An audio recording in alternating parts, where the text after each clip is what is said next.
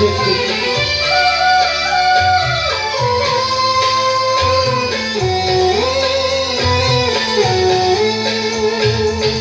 manusia, hormati ibumu yang melahirkan dan membesarkanmu. Darah dagingmu dari air susunya, jiwa ragamu dari kasih sayangnya. Dialah manusia satu-satunya yang menyayangimu tanpa ada batasnya.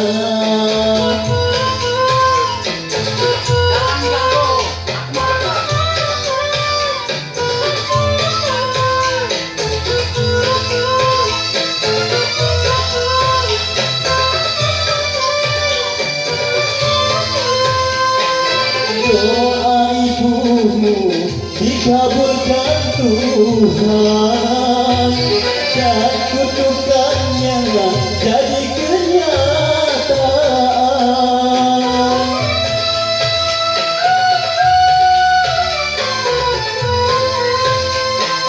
Ridho ilahi karena ridhonya, murka ilahi karena murkanya. Bila kau sayang pada kekasih, lebih sayanglah pada ibumu. Bila kau patuh pada rajamu, lebih patuhlah pada ibumu.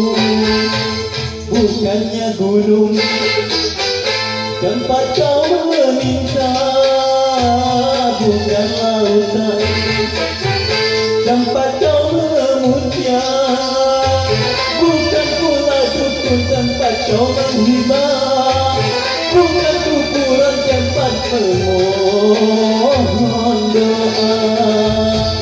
Tiada keramat yang ampuh di dunia selain dari doa ibu juga.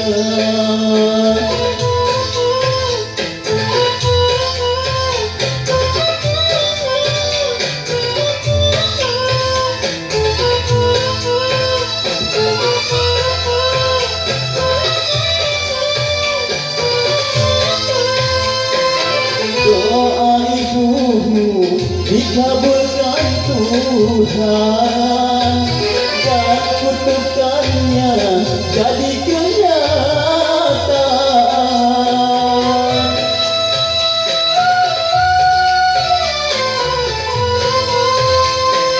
Ridho ilahi karena ridhonya, murka ilahi karena murkanya. Bila kau sayang pada kekasih, lebih sayanglah pada ibumu. Bila kau patuh pada rajamu, lebih patuhlah pada ibumu.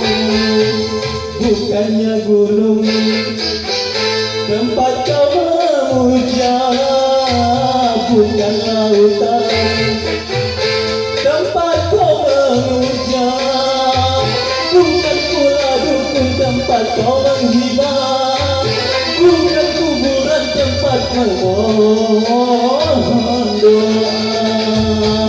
Tiada keramat yang ampuh di dunia selain dari doa ibu juga.